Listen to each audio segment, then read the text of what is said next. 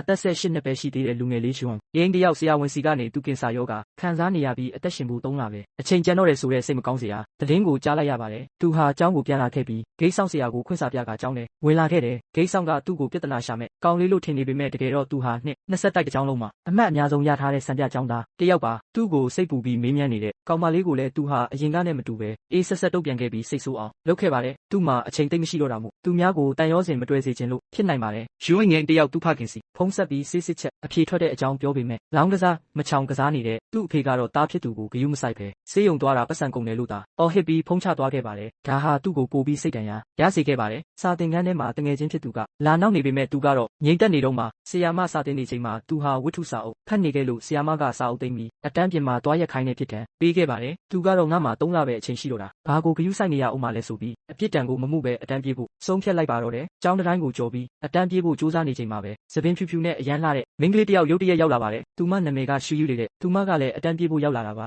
သူမကရွှင်ငယ်ငယ်ပခုံးကိုနင်းပြီးတတိုင်းပေါ်အရင်တက်သွားခဲ့ပါတယ်တတိုင်းပေါ်ရောက်တော့မှရွှင်ငယ်ကိုလက်ကမ်းပြီးဆွဲတင်ပေးခဲ့ပါတယ်သူတို့2ယောက်တတိုင်းပေါ်မှာအတူတူထိုင်ရင်းရင်းနှီးသွားခဲ့ကြတယ်တတိုင်းပေါ်ကနေလမ်းထဲကိုခုန်ချပြီးချိန်မှာပဲ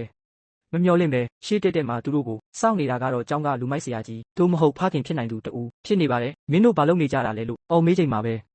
ရွှင်ငယ်ကတော့နောက်မဆုတ်တန်းဆုံးဖြတ်ချက်ပြက်သားနဲ့ဆူယူတယ်ရဲလက်ကိုဆွဲပြီးလူအုပ်ထဲကိုအတူတူထွက်ပြေးပါတော့ယူလိုက်ကရွှင်ရဲ့လက်ကိုဆွဲပြီးလမ်းမပေါ်မှာအတူတူပြေးလာကြပါတယ်ရွှင်က Miss Jane ဆရာမကိုမနှက်ဖြန်တောင်းပန်စာရေးပါမယ်လို့အော်ပြောခဲ့ပြီးဒီနေ့ဘာမှမမြင်လိုက်တယ်လို့ဟန်ဆောင်ပေးဖို့တောင်းဆိုခဲ့ပါတယ်ထို့နောက်ယူလိုက်ကရွှင်ကိုနေငါလက်ကိုဘယ်လောက်ထိဆွဲထားဖို့စိတ်ကူးရှိလဲလို့မေးတဲ့အခါရွှင်ကရှက်ကိုရှက်ကန်းနဲ့လက်ကိုလွှတ်လိုက်ပြီးစိတ်ထဲကနေယူလိုက်ရဲ့လက်ကလေးကကင်လို့အရန်ကောင်းတာပဲလို့တွေးနေမိပါတယ်ယူလိုက်ကရွှင်ကိုကြောင်းပါလို့ပြေးလာလဲလို့မေးတဲ့အခါရွှင်ကစိတ်အခြေအနေမကောင်းလို့ပါလို့ဖြေပါတယ်ရေတက်ကဒါဆိုရင်စိတ်ချမ်းသာသွားအောင်မုတ်ကောင်းကောင်းသွားစားကြမယ်လို့ခေါ်သွားပါတယ်ယူလိုက်ကလမ်းဘေးကဒေါ်ကြီးတူထံမှာအာလူးကြော်နှစ်ပွဲကိုငရုတ်တီအများကြီးနဲ့မှာယူလိုက်ပါတယ်ရွှင်ရဲ့နာမည်ကိုမမှတ်မိပဲဒါကငါတငယ်ချင်း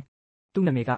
လို့ပြောတဲ့အတွက်ရွှင်ကစိတ်ထဲကနေငါနာမည်တောင်မမှတ်မိပဲတငယ်ချင်းလို့ခေါ်နေသေးတယ်လို့တွေးပြီးစိတ်ကောက်သွားပါတယ်ထို့နောက်ယူတာကကုန်းမုံသွားဝေတဲ့အချိန်ရွှင်ကအာလူးကြော်ကိုထိုင်ကုန်မှာထိုင်စားရင်စောင့်နေပါတယ်ယူတပြန်လာတဲ့အခါရွှင်ရဲ့စိတ်မကောင်းဖြစ်ရတဲ့အကြောင်းရင်းကိုမေးပါတယ်ရွှင်ကအသက်12နှစ်အရွယ်တုန်းကသူ့ဖေကမိသားစုလိုက်ပင်လယ်ခီးသွားမယ်လို့ပြောခဲ့လို့အရန်ပျော်ပြီးညကလေးကအထုပ်ပြင်ထားခဲ့ပေမဲ့မနက်မိုးလင်းတဲ့အခါသူ့ကိုထားပစ်ခဲ့ကြတဲ့အကြောင်းပြောပြပါတယ်ယူတွေကစိတ်မကောင်းမဖြစ်ဖို့နှစ်သိမ့်ပြီးသူ့ရဲ့အာလူးကြော်ကိုကျွေးပါတယ်ရွှင်ကငရုတ်တီးဆက်လို့နှာခေါင်းသွေးရှန်လာတဲ့အခါယူတွေကတစ်ရှူးနဲ့တုပ်ပေးပါတယ်ယူတိုက်ကသူ့မှာပတ်စံလေးဆက်ကိုကြက်ပဲကြံတော့ပေမဲ့စိတ်ညစ်ရင်မုတ်ဝစားတာကစိတ်သက်သာရစေတယ်လို့ပြောပြပါတယ်ရွှင်ကလည်းနောက်တစ်ခါယူစိတ်ညစ်ရင်သူပြန်ကျွေးပါမယ်လို့ကတိပေးပါတယ်လမ်းလျှောက်ရင်ယူတဲ့ကပလဲလက်ဖက်ရည်တောက်ပြီးရွှင်ကိုလည်းတိုက်အပိုတစ်ခုနဲ့မျှဝေတိုက်ပါတယ်ယူတာကငါတို့အခုတငယ်ချင်းတွေဖြစ်သွားပြီမလားလို့မေးတဲ့အခါရွှင်ကသဘောတူခဲ့ပါတယ်ယူတက်ကကျောင်းကနေဒီအတိုင်းပြန်မလားလို့မေးတဲ့အခါရွှင်ကမပြန်ဘူးလို့ညင်းနာကြောင်ယူတက်ကစာကြည့်တိုက်သွားဖို့အကြံပြုပါတယ်စာကြည့်တိုက်ထဲကိုမုတ်ယူသွားလို့မရပေမဲ့ယူရီကတကြားလုံးလေးတွေခိုးယူသွားဖို့တောင်းဆိုပါတယ်ရွှင်ကသူ့အိတ်ထဲကစတော်ဘယ်ရီလိုက်ချီပန်းသီးရတာတကြားလုံးတွေကယူတဲ့အတွက်တစ်လုံးရွေးပေးလိုက်ပါတယ်စာကြည့်တိုက်ထဲမှာယူရီကစာအုပ်ဖတ်ရင်ရေမောနေလို့ရွှင်ကအတန်လျှော့ဖို့တတိပေးရပါတယ်ယူတက်ကသိပ္ပံပညာရှင်တွေတွေးခေါ်ပညာရှင်တွေပဲဖြစ်ဖြစ်နောက်ဆုံးမှာတော့အားလုံးသိကြရမှာပဲဘဝကပျော်ပျော်နေဖို့ပဲလို့ပြောတဲ့အခါရွှင်ကလည်းငါလည်းအဲ့ဒီလူတွေတဲကတယောက်ပါပဲလို့လျှို့ဝှက်ချက်တစ်ခုအနေနဲ့ပြောပြပါတယ်ညနေ